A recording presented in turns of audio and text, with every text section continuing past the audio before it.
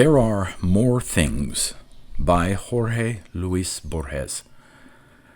Originally published in the July 1975 issue of the Atlantic Monthly magazine. Republished in a collection of the author's stories called The Book of Sand in 1977 and in another anthology called Acolytes of Cthulu in 2001. Read by Darrell T. Smith II for my channel, Quasar Spectra. There Are More Things. To the memory of H.P. Lovecraft. Just as I was about to take my last examination at the University of Texas in Austin, I learned that my uncle Edwin Arnett had died of an aneurysm on the remote frontier of South America. I felt what we always feel when someone dies, the sad awareness, now futile, of how little it would have cost us to have been more loving. One forgets that one is a dead man conversing with dead men. The subject I was studying was philosophy. I recalled that there in the red house near Lomas, my uncle, without employing a single proper noun, had revealed to me the lovely perplexities of the discipline. One of the dessert oranges was the tool he employed for initiating me into Berkeleyan idealism. He used the chessboard to explain the Eleatic paradoxes. Years later, he lent me Hinton's treatises, which attempt to prove the reality of a fourth dimension in space, a dimension the reader is encouraged to intuit by means of complicated exercises with colored cubes. I shall never forget the prisms and pyramids we erected on the floor of his study. My uncle was an engineer. Before retiring from his job at the railway, he made the decision to move to Tordera, which offered him the combined advantages of a virtual wilderness of solitude and the proximity of Buenos Aires. There was nothing more natural than that the architect of his home there should be his close friend, Alexander Muir. The strict man professed the strict doctrine of Knox. My uncle, in the manner of almost all the gentlemen of his time, was a free thinker, or an agnostic, rather, yet at the same time he was interested in theology, the way he was interested in Hinton's fallacious cubes and the well-thought-out nightmares of the young Wells. He liked dogs. He had a big sheepdog he called Samuel Johnson, in memory of Litchfield, the distant town he had been born in. The red house stood on a hill, hemmed in to the west by swampy land. The Norfolk pines along the outside of the fence could not temper its air of oppressiveness. Instead of flat roofs where one might take the air on a sultry night, the house had a peaked roof of slate tiles and a square tower with a clock. These structures seemed to weigh down the walls and stingy windows of the house. As a boy, I accepted those facts of ugliness as one accepts all those incompatible things that only by reason of their coexistence are called the universe. I returned to my native country in 1921. To stave off lawsuits, the house had been auctioned off. It had been bought by a foreigner, a man named Max Pretorius, who paid double the amount bid by the next highest bidder. After the bill of sale was signed, he arrived one evening with two assistants, and they threw all the furniture, all the books, and all the household goods in the house into a dump not far from the military highway. I recall with sadness the diagrams in the volumes of Hinton and the great terraqueous globe. The next day he went to Muir and suggested certain changes to the house, which Muir indignantly refused to carry out. Subsequently, a firm from Buenos Aires undertook the work. The carpenters from the village refused to refurnish the house. A certain Mariani from Glue at last accepted the conditions that Pretorius laid down. For a fortnight he was to work at night behind closed doors, and it was by night that the new resident of Red House took up his habitation. The windows were never opened anymore, but through the darkness one could make out cracks of light. One morning the milkman came upon the body of the sheepdog, decapitated and mutilated on the walk. That winter the Norfolk pines were cut down. No one ever saw Pretorius again.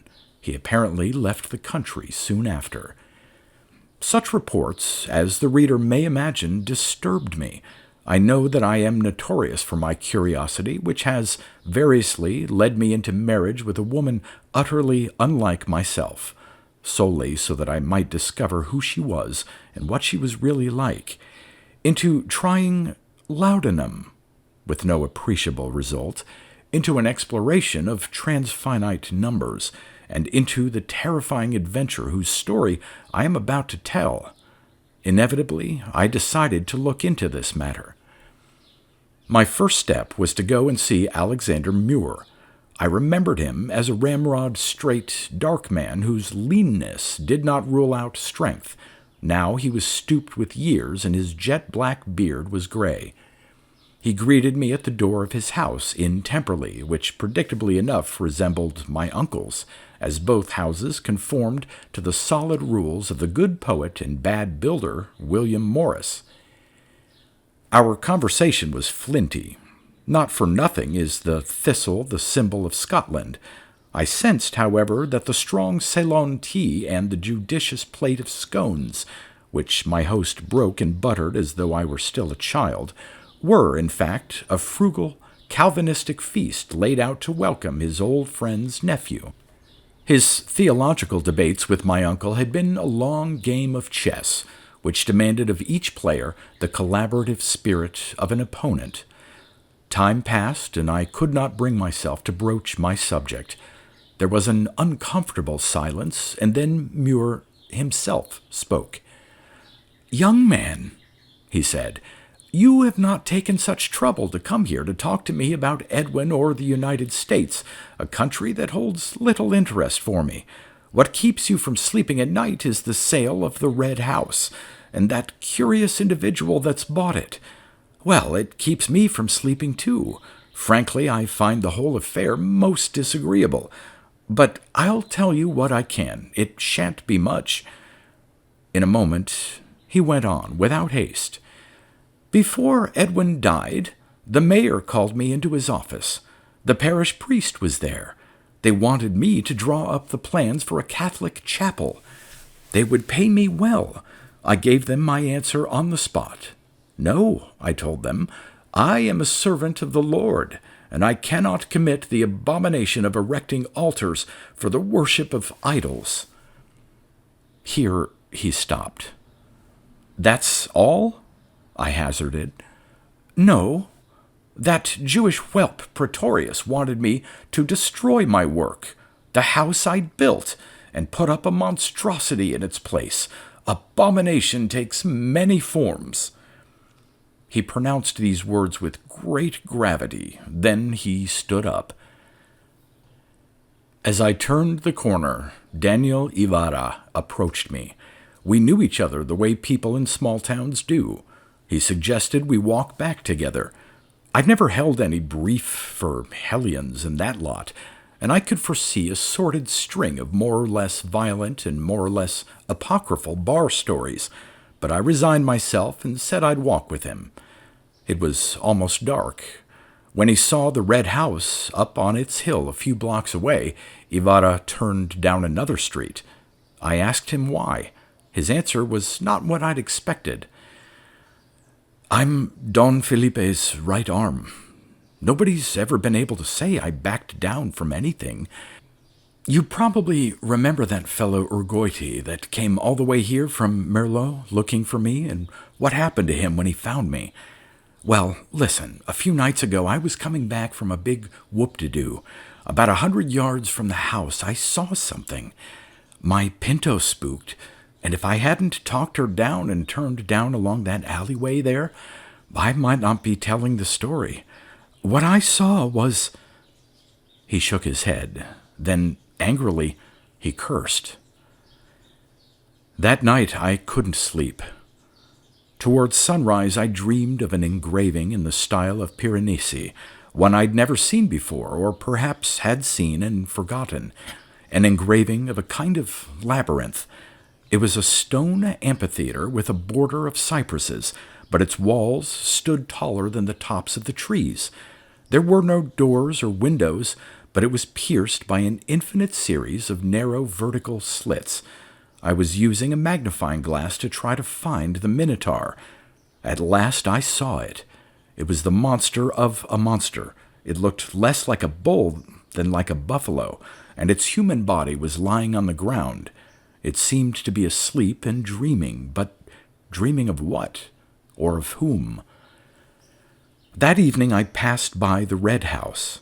The gate in the fence was locked, and some iron bars had been twisted around it. What had been the garden was now weeds. Off to the right there was a shallow ditch, and its banks were trampled. I had one card still up my sleeve, but I put off playing it for several days, not only because I sensed how utterly useless it would be, but also because it would drag me to the inevitable, the ultimate. Finally, with no great hopes, I went to glue. Mariani, the carpenter, now getting on in years, was a fat, rosy Italian, a very friendly, unpretentious fellow. The minute I saw him, I discarded the stratagems that had seemed so promising the day before. I gave him my card, which he spelled out to himself aloud with some ceremony, and with a slight reverential hitch when he came to the Ph.D., I told him I was interested in the furnishings he had made for the house that had belonged to my uncle in Turdera. The man talked on and on. I will not attempt to transcribe his many and expressively gesticulated words, but he assured me that his motto was, "Meet the client's demands no matter how outrageous," and told me he'd lived up to it. After rummaging around in several boxes, he showed me some papers I couldn't read, signed by the elusive Pretorius. No doubt he took me for a lawyer. When we were saying our goodbyes, he confided that all the money in the world couldn't persuade him to set foot again in Turdera, much less in that house. He added that the customer is always right, but that in his humble opinion, Signor Pretorius was not quite right. If I knew what he meant. He tapped his forehead with his finger. Then, regretting he'd gone so far, he would say no more. I could get not another word out of him. I had foreseen this failure, but it is one thing to foresee something and another thing when it comes to pass. Over and over I told myself that time, that infinite web of yesterday, today, the future, forever, never, is the only true enigma. Such profound thoughts availed me nothing. After dedicating my evening to the study of Schopenhauer or Royce, I would still wander, night after night, along the dirt roads bordering the Red House. At times I would make out a very white light up on the hill. At others I would think I could hear moaning. This went on until the 19th of January. It was one of those days in Buenos Aires when one feels not only insulted and abused by the summer, but actually degraded. It was about 11 that night when the storm clouds burst. First came the south wind, and then sheets, waves, torrents of water. I scurried about in the darkness, trying to find a tree to take shelter under. In the sudden sharp light from a bolt of lightning, I found that I was but steps from the fence. I'm not certain whether it was with fear or hopefulness that I tried the gate. Unexpectedly, it opened. Buffeted by the storm, I made my way in. Sky and earth alike impelled me. The front door of the house was also ajar. A gust of rain lashed my face, and I went in. Inside, the floor tiles had been taken up. My feet trod grass in clumps and patches. A sweetish, nauseating odor filled the house. To the left or right, I am not sure which, I stumbled onto a stone ramp. I scrambled up it. Almost unthinkingly, my hand sought the light switch. The dining room and library of my recollections were now, the dividing wall having been torn out, one large ruinous room with pieces of furniture scattered here and there. I will not attempt to describe them because, in spite of the pitiless white light, I am not certain I actually saw them. Let me explain. In order truly to see a thing, one must first understand it. An armchair implies the human body, its joints and members. Scissors, the act of cutting. What can be told from a lamp or an automobile? The savage cannot really perceive the missionary's Bible. The passenger does not see the same ship's rigging as the crew. If we truly saw the universe, perhaps we would understand it. None of the insensate forms I saw that night corresponded to the human figure or any conceivable use. They inspired horror and revulsion. In one corner I discovered a vertical ladder that rose to the floor above. The wide iron rungs, no more than 10 in all, were spaced irregularly. That ladder, which implied hands and feet, was comprehensible, and somehow it relieved me. I turned off the light and waited for a while in the darkness. I could hear not the slightest sound, but the presence of so many incomprehensible things unnerved me. At last, I made my decision. Upstairs, my trembling hand once again reached out for the light switch. The nightmare prefigured by the downstairs rooms stirred and flowered in the upper story. There were many objects, or several interwoven ones. I now recall a long U-shaped piece of furniture like an operating table, very high, with circular openings at the extremes. It occurred to me that this might be the bed used by the resident of the house, whose monstrous anatomy was revealed obliquely by this object in much the way the anatomy of an animal or a god may be known by the shadow it casts. From some page of Lucan, read years ago and then forgotten, there came to my lips the word amphisbaena, which suggested, though by no means fully captured, what my eyes would later see. I also recall a V of mirrors that faded into shadows above. What must the inhabitant of this house be like? What must it be seeking here on this planet, which must have been no less horrible to it than to us? From what secret regions of astronomy or time, from what ancient and now incalculable twilight, had it reached this South American suburb and this precise night? I felt that I had intruded, uninvited, into chaos. Outside, the rain had stopped. I looked at my watch and saw with astonishment that it was almost 2 a.m. I left the light on and began cautiously to climb back down the ladder. Climbing down what I had once climbed up was not impossible. Climbing down before the inhabitant came back, I conjectured that it hadn't locked the front door and the gate because it hadn't known how. My feet were just touching the next to last rung when I heard something coming up the ramp, something heavy and slow and plural. Curiosity got the better of fear, and I did not close my eyes.